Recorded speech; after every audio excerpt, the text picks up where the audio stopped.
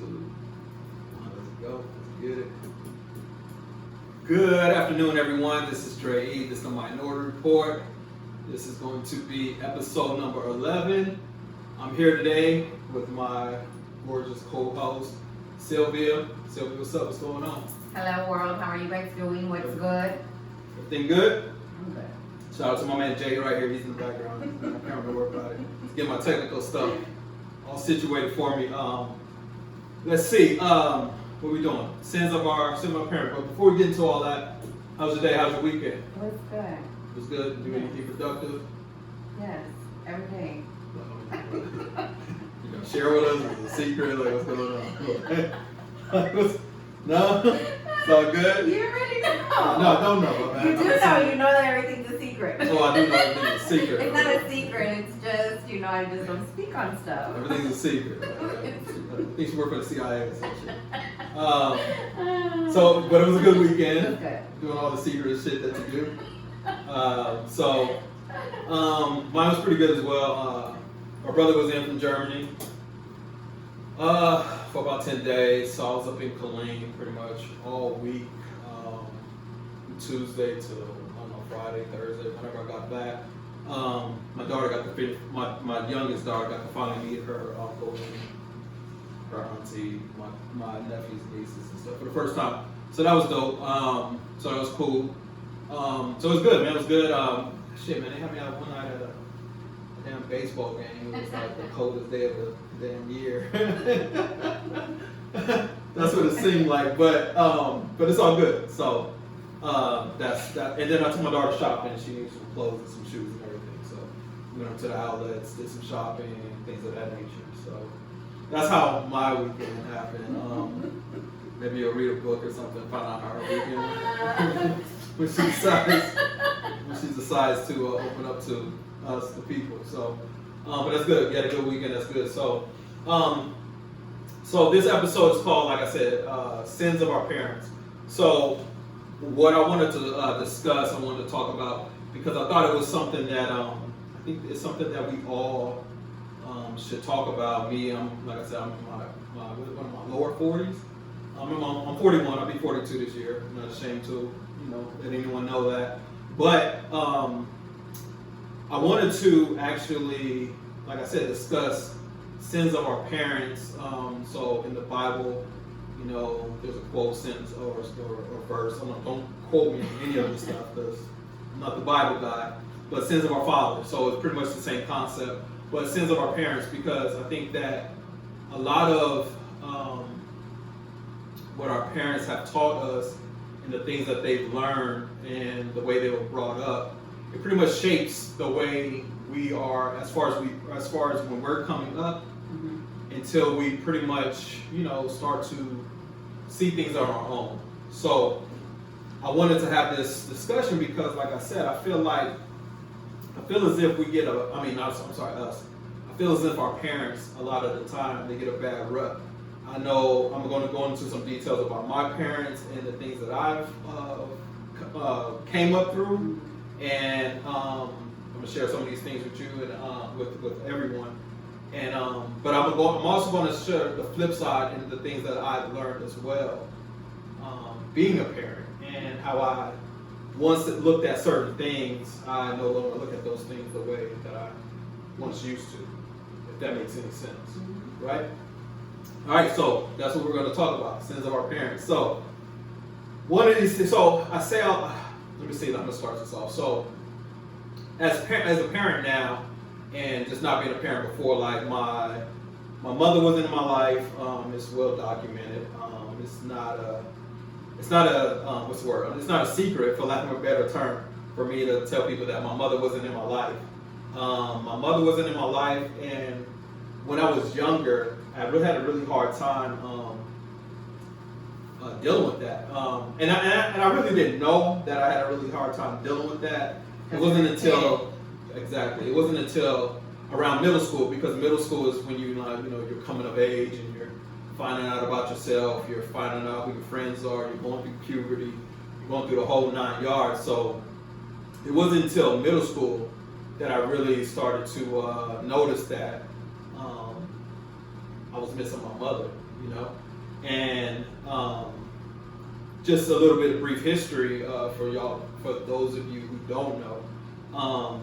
Like I had a strong disliking for my mother. I guess you could say a strong hatred towards my mother growing up, because I always felt like she wasn't there for me and my mother. But my mother, she was I guess she started out as a drug dealer in the early 80s. That's when the crack epidemic hit the West Coast. Well, it hit every major urban city, period, in the United States. Late 70s or early 80s, and it just went rampant through the hoods. As you know, I was born in Oakland, California, so yeah, it hit them pretty hard. So my mother, she got caught up in that whole drug underworld, and me being the youngest of her 3 kids, we were there too. So it was just, it was a real, I guess you could say, traumatic experience for me and my siblings, just going through everything that we were going through. As far as the drugs, seeing my mother first start selling drugs, trafficking drugs from Oakland to LA, and then eventually, I learned this from a Biggie line, actually. And Biggie, you know, he said, never get high on your own supply. There's a reason for that. So my mother, she started to get high off of those drugs, which put her into a whole nother realm of, what's the word for trouble, for lack of a better term. Because when you get high on the supply that you're supposed to be selling, drug dealers don't take too kind to that. So we had to deal with the ramifications of that part of it as well. Until my mom eventually, man, she ended up leaving my sister in a bar/grill, something like Buffalo Wild Wings or Chili's, whatever you want to call it. When it took me and my brother to a taxi cab and said that she put us in the taxi cab and said that she was going to be right back, and she was going to go get my sister, and then nothing. She left us in the back of the taxi cab. Taxi cab driver waited around for a couple hours. I still remember his name because his name was my name. My name was Andre. The taxi guy's name was Andre. I think I was like 6, 7 at the time. He waited for about 30 minutes or an hour till we, probably not even that long, it seemed that long. But we went back to walk to the bar with the taxi driver to see if my mother was in there. She wasn't. My brother knew how to get to my grandfather's house, so he gave us the directions to my grandfather's house. We went to go stay with my daddy Frank for a couple days till he took us over to my mother's last known boyfriend's house where we were staying at the time. And he took us there, and the boyfriend was like, "No, they can't stay with me." So he called the state, the state CPS, whatever you want to call it at the time. So we ended up in a group home, and then when we got to that group home, my sister was already there. Yeah, which was miraculous because it was just it's crazy how that turned out. Now I say all that to say this, so. That's just a little bit of it. But for 20 some odd years, I was angry at my mom, right? I was angry at my mom, especially once I had my twins. Once I had my twins in 2004, it was just one of those things to whereas, once I had my twins, I was really angry at my mom because I look at my twins and I'm like, there's no way in hell I could ever leave them in the back of a taxi cab, in a bar, in a whatever. There's no way, under no circumstances, right? So I told myself, right? And I held firm on that for forever. Matter of fact, until right before I turned 40. I was 30, probably 38. I held firm onto that mindset, that thinking and stuff, right? But it wasn't until I had a conversation with my auntie that I really got to start seeing like I guess understanding more so my mother's thought process and her mindset from when she was younger. So my mother is the youngest of, I don't even know because I don't really know that side of the family, but I want to say about 12 to 15 kids. She was the youngest, right? And she was the youngest. Her and her mother were very, very close. I didn't find out until a couple years ago that, like I said, how close she was with her mother. And then her mother passing away right around the time she turned 18, 19, something around that time she passed away. And from all counts, from everyone that I spoke to, my father included, my father, my aunties, my brother, my older siblings. My mother, she really took that. She took that really hard. You know, she took that really hard. I mean, she lost her best friend, she lost her protector, she lost her confidant, she lost everything.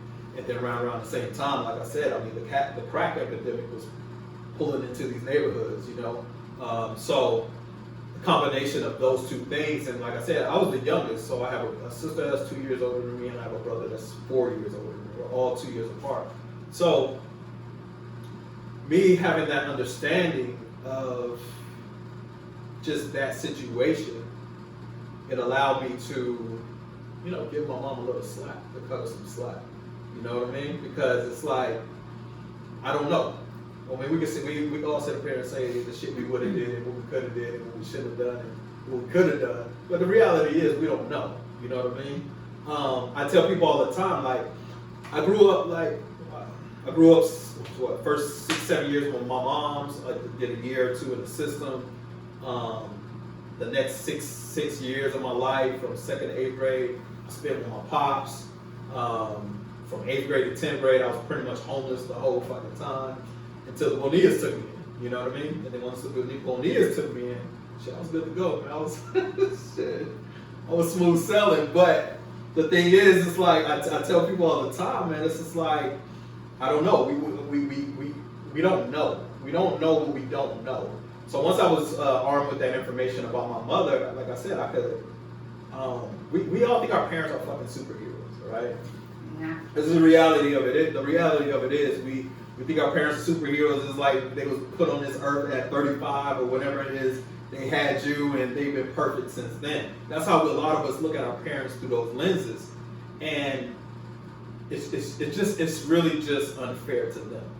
You know what I mean? When you really look at it, it's like, because I know all the problems and shit I've had in this almost 42 years of my life, and I didn't fell on my face a few thousand times, got back up, fell on my face, but everything is a learning thing. So for us, I mean, like for a lot of us, especially us with children, and it shows in today's society too, in my opinion, we're too lenient on our kids. But we always say, well, I'll never be like my parents. Like, I hated the way my parents raised me, and my parents did this, and my parents did that, and it's like I said, it's just unfair to them. Because, and I say that it's unfair because we don't know the shit that and a lot of them went through, especially being African American or black in America, a lot of them been through a lot of shit that a lot of us couldn't even fathom. And it's quick, and it's like I said, we're quick to say what we would have done in those situations, but we don't know. We're not there. Because we're not there, we weren't there. And it took, like I said, it really damn it took me 40 years of my life to really like put in perspective, like, yo, like, yeah, yes, it's fucked up. Like, yes, it's fucked up. My mom abandoned me. It's fucked up. My pops wasn't there for me in the times that I needed him the most. But we all have our own problems. You know what I mean? And we got to look at, like I said, we got to look at the whole picture in totality. You know what I mean? It's just not about, we can't just pull out certain parts of it and be like, well, I hate my mom, I hate my dad because of this, that, and the third. You know what I mean? And like I said, I didn't even have a hatred for my mom after like high school. I mean, because I really didn't care. I didn't know my mom. I didn't care. Yeah. Like, I mean, I was 6 years old when I was with my mother, and after that, we didn't have no relationship to the point where I went to go see my father one time. This is when I first got back to. That's when I first got in the Air Force, and I first went back to the Bay after all of this shit happened. I went to go see my grandfather, and I was walking down the steps from his apartment, and my mother was walking up the steps. Didn't even know it was her. Like, straight up. Like, didn't even know, didn't recognize her, I was just like, and then so he calls me from the top, he's like, hey, Andre, you know what that is?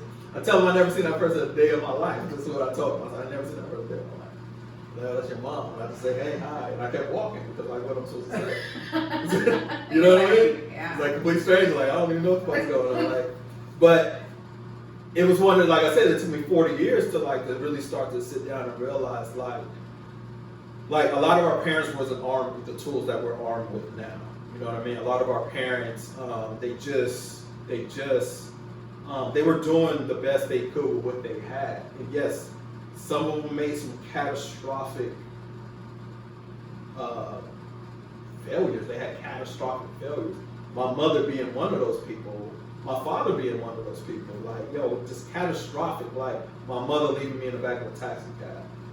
When I was with my father, I was being abused every fucking day for 6 years. You know, both physically and mentally by my stepmom. You know what I mean? It felt like for me, and in my eyes, he chose her over his own child. And for the longest time, but the thing that's so crazy about the two situations is, for my whole life, I gave my dad a pass. Like, yo, he was just doing, because my dad was in the Army, he became a truck driver, and he worked for the post office, but we lived in Killeen, we were in a post office in Austin. And so he was never home. My dad was never home, like literally never home. But I always chalked it up to he was doing whatever he had to do to provide for his family. You know what I mean? And as far as my mother was concerned, I didn't give her no slack. I didn't cut her no fucking slack for 40 years.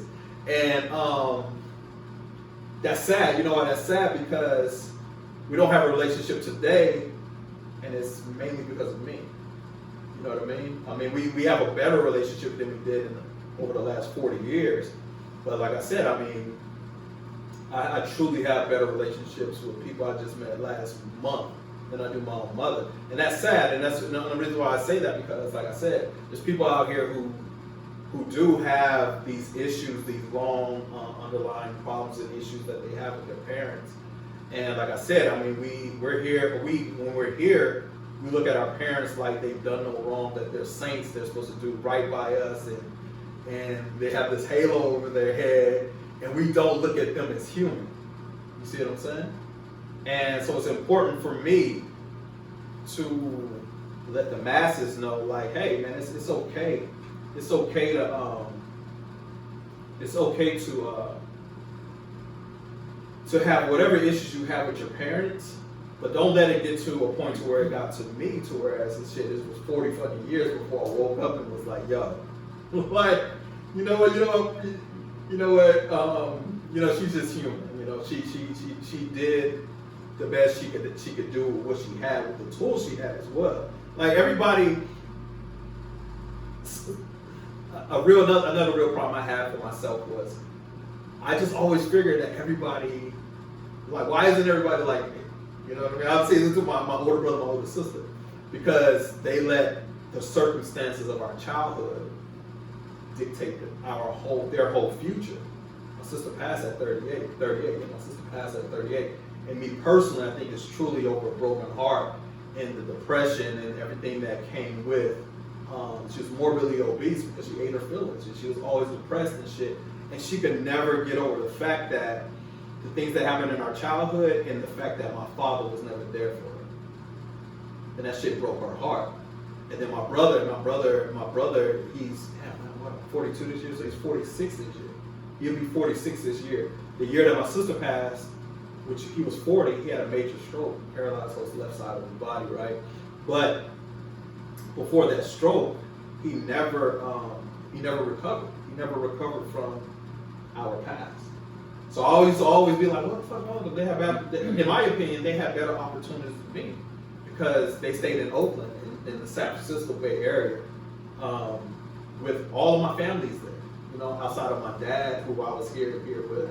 But they had all that opportunity. They had my mom, they had my aunties, they had cousins. They had a whole community of people to help them out. And I just couldn't understand for the life of me why they couldn't shake that shit off and keep it pushing. You know what I mean? Mm-hmm. Because here I am in Killeen, Texas, with nobody but some peers of mine that was 13 years old, helping me eat every day, helping me clothe, helping me shower when they could, sneaking me in the houses when they could. I'm homeless. I'm in abandoned houses. I'm in rental properties. I'm in all kinds of, I'm outside, I'm in the sewer, I'm sleeping in the park, you know what I mean?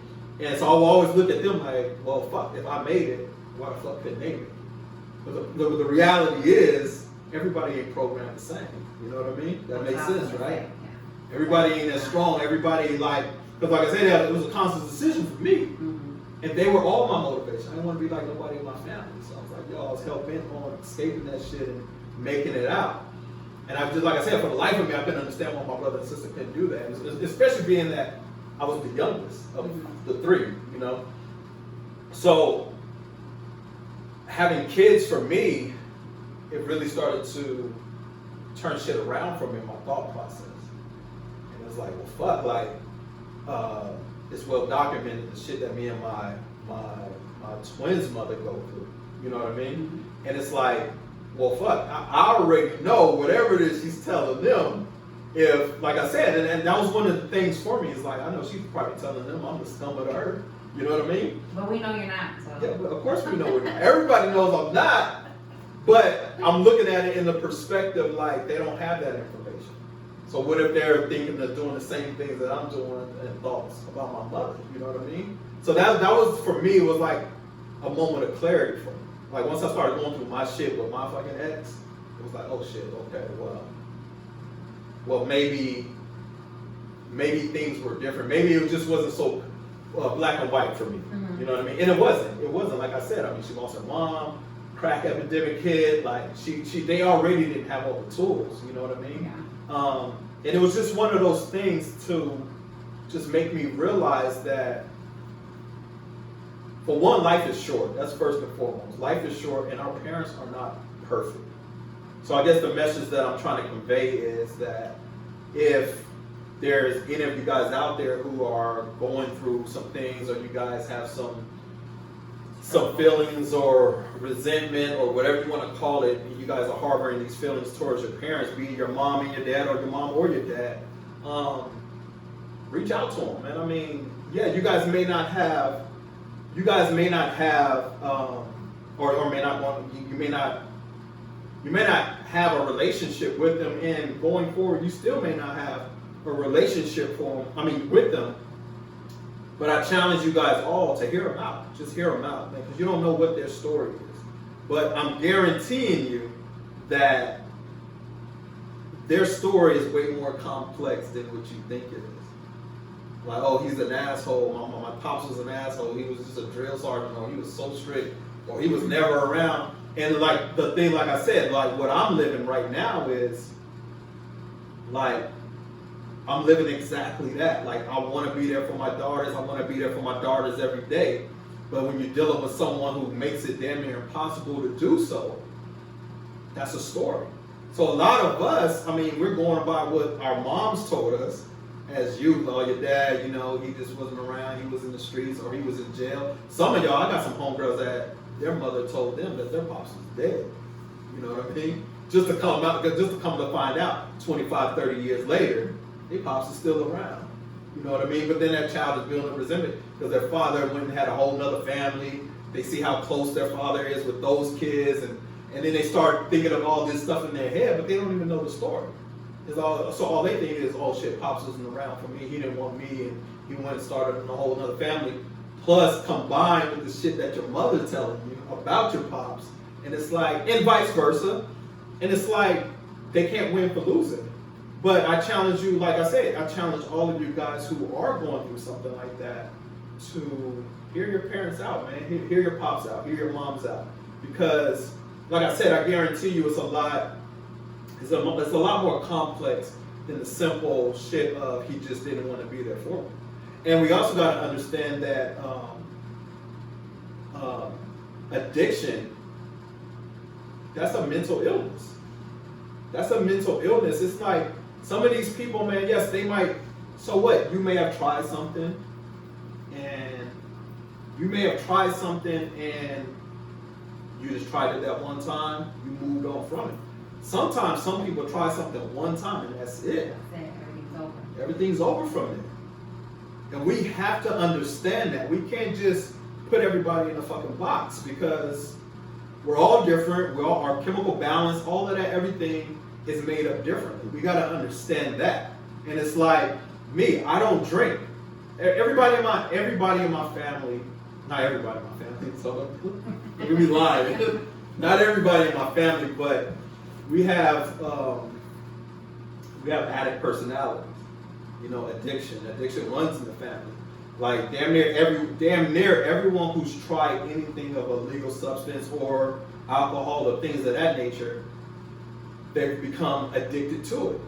That's why I don't drink. I don't drink, and yes, I'm one of those people. I could try a shot of something. I've had a shot of this, a shot of that. Probably 10 shots of something my whole life.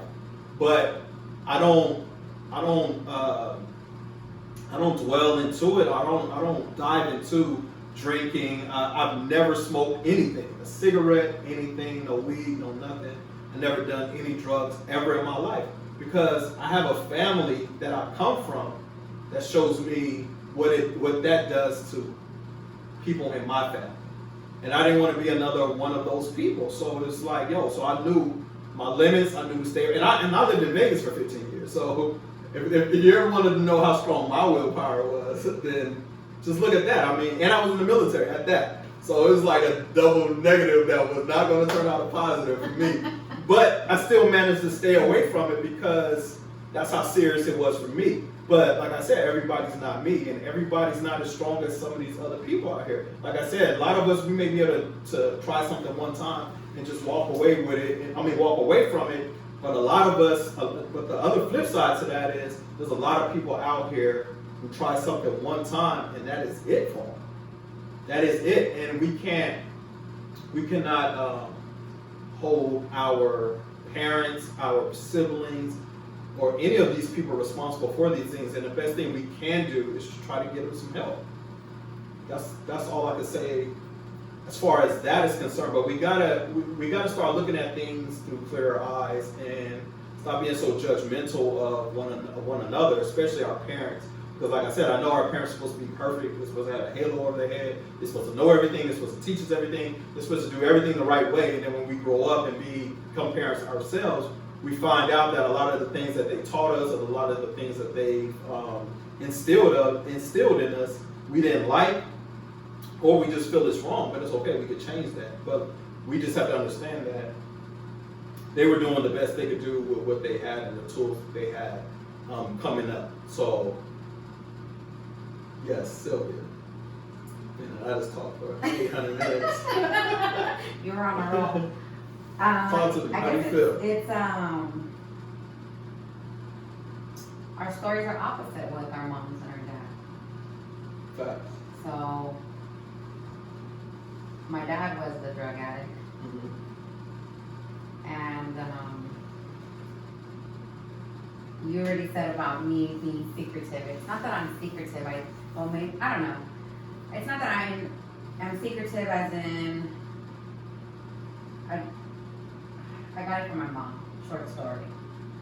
Long story short, I got it from my mom because she always taught us like not to say anything, really. Yeah, that's in pretty much every black and brown household in America.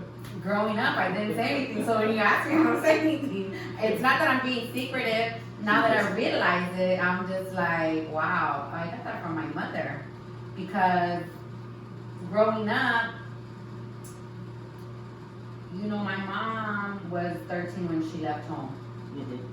And I didn't realize till I was in my late 20s. I was a little bit earlier than you. You already said you were about to be 40. I was about to be 30 when I actually realized that I couldn't hold my mom accountable for the things that she didn't know better. I couldn't hold my mom accountable for the things that she didn't give me or love me the way I needed to be loved. I knew what I needed to, but if she didn't even have no education. Right. You know what I mean? I think she left school like when she was in the 7th grade. So how can I expect these things that I'm wanting and craving and needing when she didn't know any better? Right. And that took me a long time because I didn't understand. It was like, what was wrong with me? Why wasn't I enough for my own mother? But just growing up, she just kept everything quiet. Like she never told us my dad was a drug addict. She never told me my grandmother was a drug addict. That was just something I found out about myself. And she always told me like, you have a damn good memory. And I would just nonchalant ask her about things, and she'd be like, how do you know that? I'm like, because I saw it. Right. Well, how do you remember? You were young. And I'm like, yeah, I just do. She freaks out because I would tell her things that happened when I was 2 years old. She's like, how did you know you were 2 years old? And I'm like, I just did. And so we've had some conversations, but even with our conversations, she would still tell me not to tell nobody. She's like, it's nobody's business. They don't need to know. So I guess that's kind of where I'm at when people ask me something. I don't. It's not that it's a secret. I just feel like it's my business, and I've explained this to you before. Like, I carry a lot of shame, which I shouldn't, because it's not my shame. Right.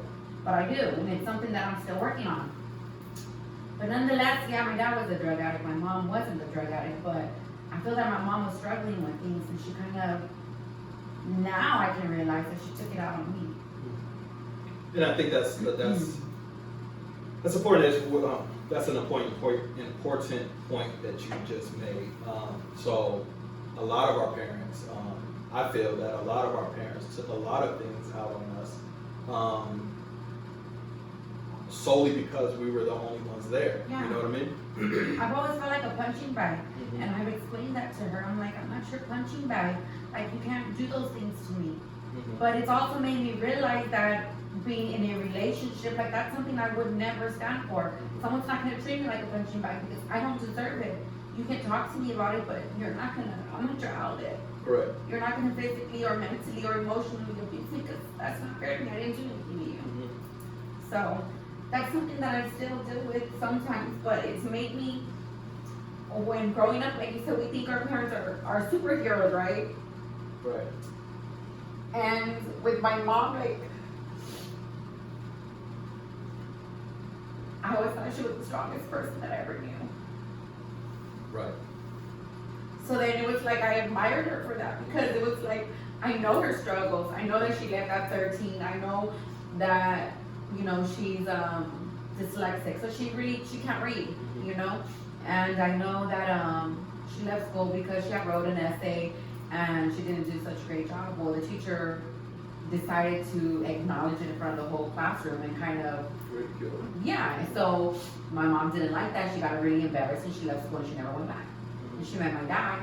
My dad was like 10 to 12 years older than her, and I guess she just thought that that was going to be a better lifestyle for her, or opportunity, or direction, whatever the situation was. And so they were in California.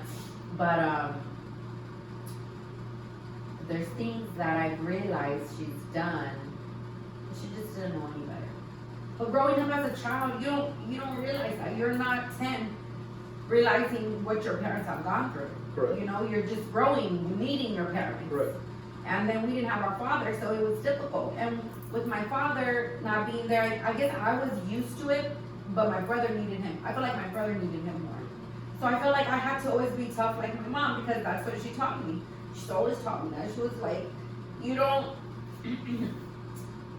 she's like, you don't need a man for anything but one thing. And even at that, you don't need him. So that's the mentality that she gave me. So when you ask me things and you're like, okay, Superwoman, it's not that I feel that I'm too strong or arrogant or my pride. It's not that. It's just that at the same time, I don't want to owe anybody anything. Right. So, and I understand that. So, I'm telling you out right there. So, I understand that wholeheartedly, right? So, when it came to my father, right? My father, like I said, I used to always make excuses for him. My father is, I mean, he is one of the greatest men that I knew, and that I know rather. But at the time, I had him the highest on any pedestal that I had, and I remember, like I said, always making excuses for him. But it wasn't until after I joined the Air Force and I was in Turkey, and we were gearing up for whatever Iraq was sending our way, right? So then I started having this, I had started flashbacks and stuff. And me and my dad hadn't spoke since, 10th grade? Mm-hmm. We hadn't spoke to since about 10th grade. And I was in my second year in the Air Force, so it had to be about 4 years. No communication, no nothing, but there was a possibility of us going to war. And I started to think back on my father and just everything that, that I had been through in his house at the hands of my stepmom. And I came to the realization that my father wasn't as strong as I thought he was. And that broke my heart, like for real. It broke my heart, and it broke my heart, and it made me feel sorry for him. Because it was just one of those things. Like again, I felt like, damn man, like I was selfish. Like my father was well, he wasn't out here without no one. He had sisters, but at this point in time, him and my aunties weren't as close as they used to be. So my father was out here in this world alone, and I feel like he felt that he only had my stepmom, you know, and he was really going through some things that that really only he knows he was going through, but on the outside looking in, I can see that. Mm-hmm. And I was removed from that situation, so then it was, like I said, it just became, his story just became sad to me. You know what I mean? So I say all that to say, like, yes, when I say to you, you know, you being Superwoman and you know, you fucking, it's like you against the world on some Tupac shit. Shout out to your shirt. I'm not saying that in a negative way by no means. I'm saying it in the sense that I'm trying to help you. That's straight up what I'm trying to do. And only reason why I say that, because when I was, I don't know, man, 13, 14 years old, and I'm in the streets, I'm from house to house, whatever. My brother Tito, I used to talk to him. And I never used to talk to nobody about my problems and things that I experienced in my household. And I wrote this down, man, Trials of Gabriel Fernandez. Yeah. On Netflix. Mm-hmm. It's out right now. Everybody's watching and talking about it. And facts. If you ever want to know the things I've been through, just watch that Netflix series. And I watched it yesterday, and I broke down crying, man, because all my memories started coming back of the things I went through. And he died. Gabriel died. Rest in peace. I didn't get to my stepmom until I was about 8 years old. And from 8 till whatever, 6 years later, 14, 8 to 14. She gave me that work just like Gabriel was getting that work. And just like the tying me up, the torture, the whole shit. She gave me my first stitches, she gave me my first black eye, she hit me with all types of utensils. My dad used to have these samurai swords from Japan that he got. She used to take me out, take those shits out, hit me with those.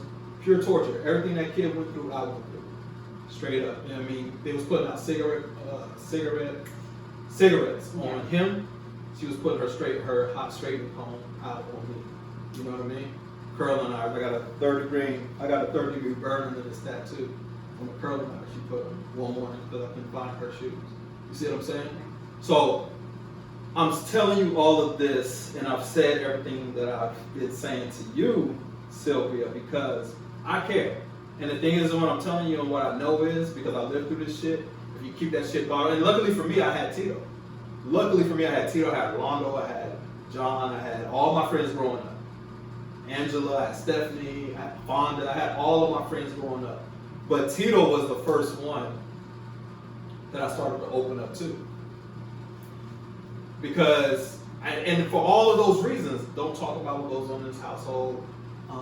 It's not their business. Such and such can get in trouble. You can get taken away. But the thing about it is, and I don't know what the fuck it was about Tito. Like, he was a fucking Puerto Rican kid, and we were playing football together. But I think it was the fact that I could feel that he really cared. And even though he couldn't do shit for me, it was like he knew he needed me to get this shit out. And I needed to get that shit out.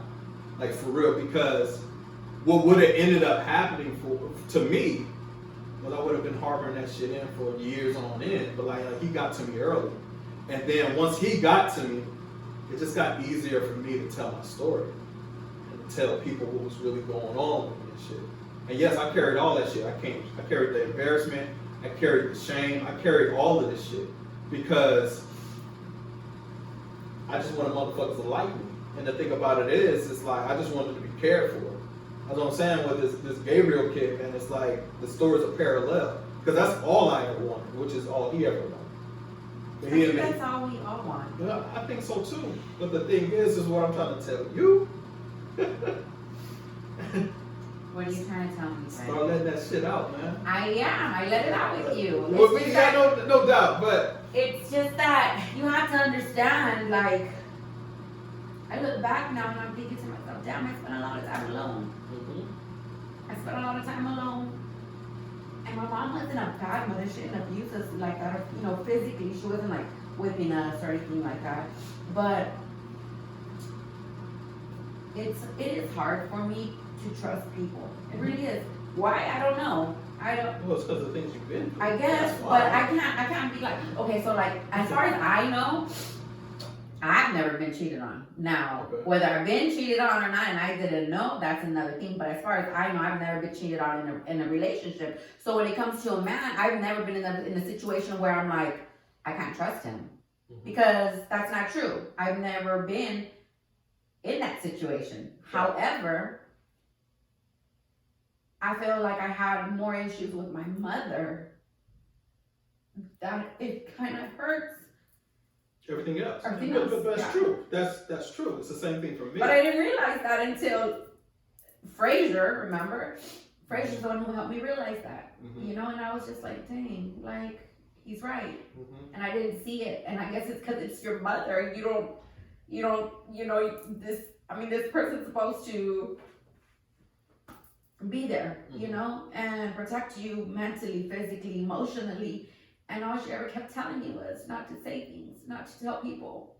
And you don't want to hurt the family, or you don't want to hurt this person's marriage, or you don't want to hurt this, or you don't want to hurt that, because of the things that happened to me growing up. Right. But I think about it now, and I'm like, but you were my mother. You were supposed to take care of me, protect me, and you didn't. And that's the heartache. I mean, that's the hard part about it. Like when you do look back and you're like I said for myself, man, my mom's and my pops is like, fuck. Like, y'all really did a number on me, man. I mean, and outside, like my mom's did one thing, and my pops, I felt like I said, he just wasn't there. And then the fucking most evilest person in the fucking world, my stepmom, was doing the worst shit to me. You know what I mean? Yeah. So it was like, here are these three different dynamics, but they're all people that were supposed to care for me.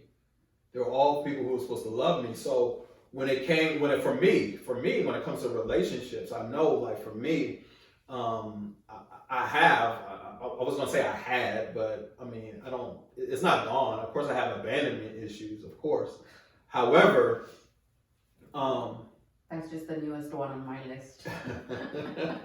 Well, it's always been there. It's the newest one you recognize. But that was my thing. So for myself, when it comes to being with a woman that I'm in love with or I'm intimate with, I will still keep them at arm's length. Because everybody else, the people that I grew up with, I mean, they can know my innermost secrets, and it's all love. And we have the best relationships. But when it comes to the women that I used to date, it was like they would always tell me, well, you keep me at arm's length, you would only let me in to a certain extent. And then I had to start recognizing that. You know what I mean? And going forward in relationships, I think I'm cool now. I think I'm going to therapy helps. Talking, going to help groups, things like that. All of that stuff helps. So I guess I don't want people to come away from this thinking that, for one, they're alone in these situations, because we're not alone. This is why we're doing a lot of Black and brown households in America. I would love, not that I would love, I could also say that we're changing that. We're changing it. We're becoming more aware. We're becoming more in tune with with our feelings, and more in tune with conversations like this, because it's the conversations like this that need to happen in order to move forward, to push the culture forward. I know you did this on purpose. Oh, man, you did this on purpose, man. Yeah. Okay. Well, let me just go back and talk about my dad, though. Okay. Yeah. Because I didn't, like you said, you saw your dad in a different light than you saw your mother, right? Facts. So mine again is the opposite. Like I saw my dad in a different light, even though, we weren't supposed to know that he was a drug addict or whatever. I don't feel, the one thing I am grateful for is that I knew my father loved us. Like I remember him taking us showers, feeding us, cleaning, cooking, things of like he did what he should have done. Right. So for me, I've never had thank God, I never had like issues of that nature where I was there from man to man seeking some man to love me and do for me the way a father should have, because I was missing out on that because I didn't. Growing up, I always knew my father loved me. That was not a problem for me. So I was never searching, going and seeking, like a lot of people do. Well, I didn't have my father, so I got daddy issues. So I'm seeking this and that and the third, and then in a relationship. That's definitely not what I did, because I knew my dad loved me. Mm-hmm. So that is the one thing I am grateful for, because I just didn't have to do any of that. But I think my issues stem more with my mother than it did with my dad. And I mean, we lost our dad to homicide when I was 22. Mm-hmm. My brother was 20. Mm-hmm. That's still young. So we only have really the good memories of kids, of us being kids and him loving us. Mm-hmm. But most definitely, I don't see it. I never saw my father in a bad light. Mm-hmm. So could I ask you a question about your mom real quick? Yeah. Have you sat down with your mother and had a real in-depth conversation and like laid it all out on the line for her? About like how I feel and she's treated me in our relationship, things of that nature? About everything. I've tried with my mother, I would say in the last 3 to 5 years, I've tried over and over and over, sitting her down and trying to have a grown, healthy conversation with her. Mm-hmm. But I also feel that she has been at some point mentally abused more than anything, that she doesn't know how to communicate in that manner without attacking me. Mm-hmm. And me trying to tell her, look, this is how I feel. When I was young, my mom used to call me a bitch all the time. So this whole era of girls calling each other bitches, like that, for sure, that's a trigger for me. Don't call me a bitch. Because 1, I'm not a bitch. 2, I've never understood why any woman would call another, that's still derogatory to me. It's negative, doesn't make me feel good. And I sat her down and tell her, as a grown woman, talking to my grown mother, telling her, look, I don't like when you tell me that. It doesn't make me feel good. I don't like it. It bothers me. It hurts me. It just doesn't make me think the best of myself either, because how is a person supposed to feel when their mother calls them a bitch? Like, that's just crazy to me. But it has happened, and a lot of people don't know the things that I've gone through, and they're never gonna know, because that's the relationship between me and my mother. But I have sat her down and try to talk to her and tell her, like, this doesn't work for me. This doesn't make me feel good. When you do this, it makes me feel this way. If I've tried and I've told her, like, this is what I need for you to show me that you love me. I've even gone to that depth, but I kind of feel that if I tell her something, and if she receives it as negative, then she's going to tell me something negative as well. Or if she feels that I'm attacking or hurting her, then she's going to try to up one on me and do the same thing. And it's happened over and over and over again. And I even stopped in between, and I'm like, do you have any questions? Do you understand what I'm saying? Do you not understand what I'm saying? And I've come to a realization that my friend helped me realize that she's just not gonna get it. Right. So how does that make you feel though? Like. Well, I don't like it, because it's not like I tell her, like, don't you want to have a good relationship with your daughter? I'm like, your own daughter. Right. And she's like, yes, but I just don't think she knows how to. So no, it doesn't make me feel good, but what can I do? You just gotta kind of keep moving. I can't stay stagnant and just focus on that, as much as I want to have a great relationship with my mother. I mean, I thought she was my best friend. Mm-hmm. For years, I thought she was my best friend. But then I realized she really wasn't. And maybe it was because she was teaching me things, like, because she was telling me to be strong. I thought that was a good thing, but maybe it wasn't. Or not to say things, and to, nobody needs to know what was going on in, the household or the family or whatever the situation was. I thought that maybe she was protecting me, but she really wasn't, because when I needed to be protected, she wasn't there. Right. So it's hard, but gotta keep moving, right? Yeah. You do have to keep moving.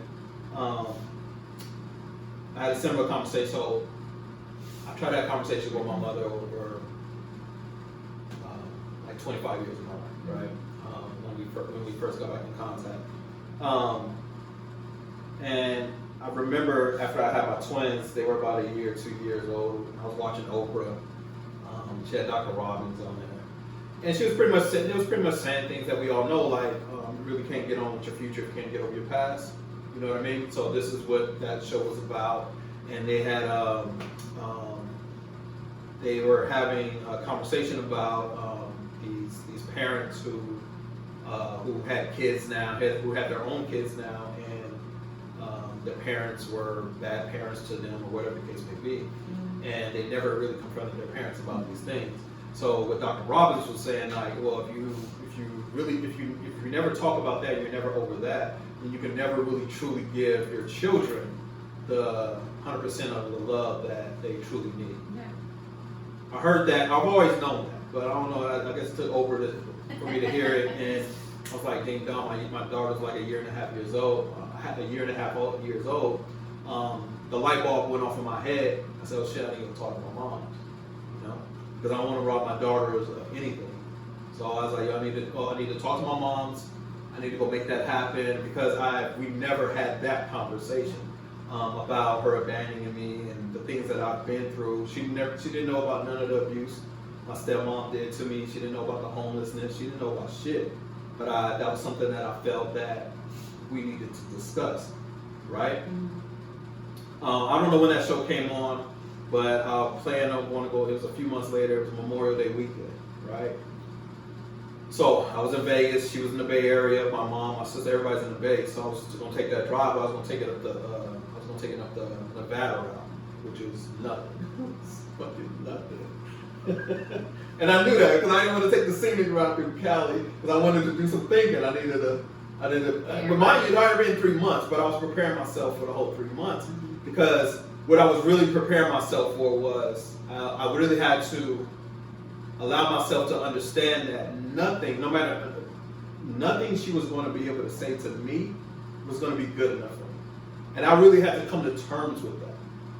You know what I mean? Like, really, like, I didn't want to go up there and have a conversation with her and be like, she say something I don't like, and then I'm just like, I'm off the hinge. Like, nah, this, that, and the third. Like, I really had to be cool with her telling me whatever she was going to tell me, and I had to be good with that. Like, solid with it, right? Tell you what happened. So I drove my ass up to, I made it to San Jose. I had a good friend of mine in San Jose. So I went to go check him out. One of my homies I grew up with, went to go check him out. And I was telling him, he knew my story. He knew my story. He was one of my closest homeboys. And I'm telling him what I was going to go do. He was like, oh shit, Dre, that's admirable, whatever. Okay, so I tell him, no, I'm not going to do it. That's what I told him, I'm not going to do it. He was like, what?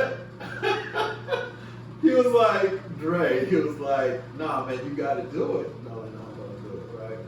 So we hung out in San Jose that night, and the next day, he got up in the morning, and he woke me up. And he was like, what's up, man? He's like, get your ass up. Go to the Bay.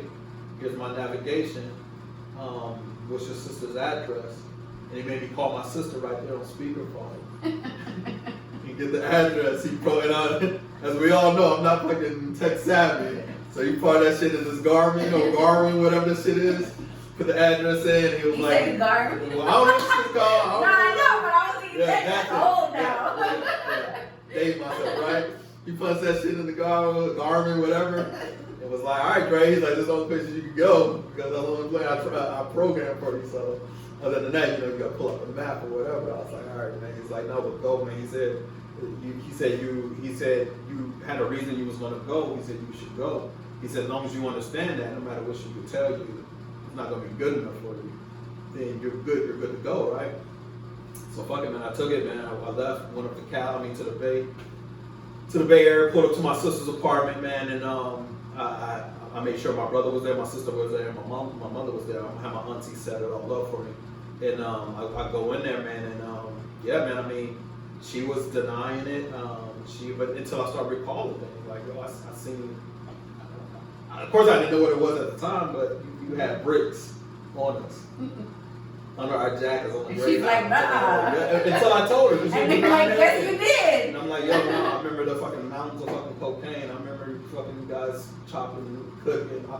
I remember. Yeah. This shit that my brother and my sister told me. This shit. Because when I was telling her these things, their eyes was wide. Like, oh shit. Well, I'm sorry, we don't mean to cut you off, but that's where me and my brother are. Like, sometimes me and my brother, you know, he's heard me say things and he's like, did we grow up in the same household? Yeah. And, you know, we're different individuals. Mm-hmm. She's going to treat you differently. You Right. may not know some of the things that happen. And That's I don't feel like I have to explain that to anybody. Right. This is my life. It's not your life. You don't have to know. You can't tell me what I've been through. Right. I'm the one who went through it. Right. You know, that's between me and her. So I would get upset because he said that. And I'm like, so are you trying to discredit what I'm saying? Like, you don't know, you're not there. I mean, I don't even know if my brother's ever heard my mom say some of the things to me. But I'm just like, it's neither here nor there, it doesn't matter. But I just wanted to say that because I understand exactly what you're saying. There's sometimes I would tell my mom, like, what I saw, what happened, what, you know, this, that, and the third. And she'd be like, how did you remember? Yeah. And I'm like, you do. Yeah, it's a vivid picture that's painted in your mind and shit. But the point I was making is like, so I recall all these things, and she was denying it and denying it as much as she could until she really understood, because everything that I was saying, my brother and my sister was co-signing with me. Like, oh shit, like, oh yeah, that's true, right? And she finally came out and was like, she just said, I'm sorry. But I also want to say this for the record. I didn't go up there to bring no fucking shame upon my mom and the shit she's lived through and the things that she's put her kids through, put herself through. That's between her and God, and she's already dealt with all of that. But I really wanted to make sure that my mom knew that I still turned out all right. You know what I mean? Despite everything, like everything that I've been through, like I still turned out all right, and that I forgave her. I wanted her to know that. And I promise you, man, as soon as I'm sitting here, man, like that shit that Oprah was saying, like that weight, like was just like it literally felt like a 1,200-ton gorilla was off my back because I felt so good after that, and I felt like me and my mother, for the first time in our lives, we had a connection over something because when we, like I said, we cut through all the bullshit, and she, like I said, she was opposed to listening at first, and she didn't want to hear the things I wanted to tell her, which is important. You gotta get that shit out. I think sometimes that's what it is, if they don't want to hear it, or they don't want to talk about it, discuss it, or they're ashamed, or whatever the situation is. But you do need to talk about it. Because sometimes I'll talk to my mom about stuff, and she'd just be like, she don't even, I know, she don't know what to tell me. Right. And it's like, you don't need, sometimes I tell her, like, I just want you to know. Right. You know, I just want you to know. That's it. So the thing, the only advice I would give you and anyone else out here struggling with these type of things is say your piece, let it out, and move on. That's all we can do. I mean, because we're still going to continue to harbor these emotions, these ill emotions towards our parents or anyone who's wronged you in the past. It's just not worth it. It's just not worth it. It's not, man, because there's still, even though whatever has happened to you, whenever it happened to you, they're still robbing you of your current peace currently today. And that's not fair to you, yourself, your kids, and nobody else around you. Alright? Okay. So, we're going to end it right there as far as sins of our parents. Hopefully you guys picked up on some things, and hopefully you guys got something out of this episode. Sorry I got a little long-winded along the way. But hey man, this shit I'm passionate about. So and I'm passionate about just like I said, I mean the whole purpose of this is to let you guys know that our parents are human too. You know what I mean? They made mistakes, they're gonna make mistakes, they're probably still making mistakes, but that's a part of the shit. I mean, we all know that we're not perfect. We all know the mistakes that we made, even with our kids. We know the mistakes that we made, so we gotta give them that. We should give them some leverage to had made those mistakes in the past and currently, if need be. Our last segment is the final report, and the final report is, and I'm gonna make you go first, Sylvia. The final report is our segment where we, like I said, we give people their flowers while they're still here. So, Sylvia, I'm gonna turn it over to you. Today's gonna be my mother, Okay. which is, her name is Sylvia as well. You're a junior? That's what she said. No, She said, men can have juniors. Yeah, I'm a woman, you can be a junior too. So she named me Junior, and I was I like, got a homegirl named Carmen. Her mom says Carmen. I'm like, what's going on here? But whatever. So, I'm with sorry. that being said, yeah, my mom did teach me how to be a strong woman, and yeah, I wouldn't be as strong as I am today if it weren't for her. So shout out to my mother, and I do love her very, very much, and we are trying to I'm trying to get us to a mentally healthy place, because mentally, physically, emotionally, like, we need to all be healthy, all of I us. agree. So yeah, if it weren't for my mother, I wouldn't be here. So yeah. That's good. So, thank you, Mama Sylvia. Appreciate you. So mine is going to be to Tabitha Bonilla. So Tabitha Bonilla is my sister-in-law. We lost my brother in 05, January 29th, 05. So this is 15-year anniversary right now. That just passed his passing. But Tabitha, man, to say she's one of the strongest women that I know would be an understatement. Because a few months prior to losing my brother, she lost her father in Iraq. And I don't know how she's done it. I don't know how she did it. But shout out to her. I've learned so much. I learned so much from her about strength, perseverance, and just staying the course. And so I want to do, like I said, I want to tell you, Tabitha, I'm proud of you. I'm proud of everything that you've accomplished. I love you. Thank you for all the late night talks with me. I know, especially during that time around 04, 05, I know that you felt that I was helping you out a lot, but you was helping me out a lot as well. So thank you for everything. Thank you for always being there for me, even though we don't talk as much as we used to on a regular basis. But every time we talk, it's just like the last time we talked. So it's all love. I appreciate you. I love you. And that is the Minority Report, episode 11, Sins of Our Parents. Shout outs to the Spotify listenership. Shout out to the iTunes listenership, the Google, what do you think it's called? Google Podcast listenership. YouTube as well, to the viewership on YouTube. Y'all please go to our streaming platforms and listen to us and stop. Like and subscribe. And stop looking at, well, no, don't stop. Do that, but Help us out, support us, but please, support as us, we help us. grow. So subscribe, like, share, let everybody know that we're out here and we're trying to, do what we do for the greater good of everyone. All right, man. Peace and love. All is forgiven. You guys have a good one. Peace.